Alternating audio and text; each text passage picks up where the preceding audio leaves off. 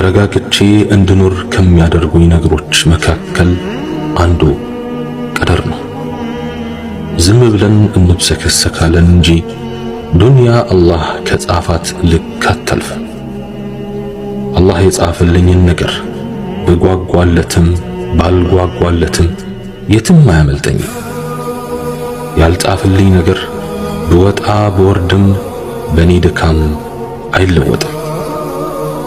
ቢሆንም ግን ከመልፋት አልወስንም። አላህ ስብሓንሁ ወተዓላ የጻፈልኝን ነገር የትም ይሁን የት አገኘዋለሁ። በመካከላችን ያለ ርቀት አይገድበውም። በእርግጥም ጌታዬ ጽፎልኝ ከሆነ ሩቅ ነገር ቅርብ ይሆናል፣ የማይቻለውም ይቻላል።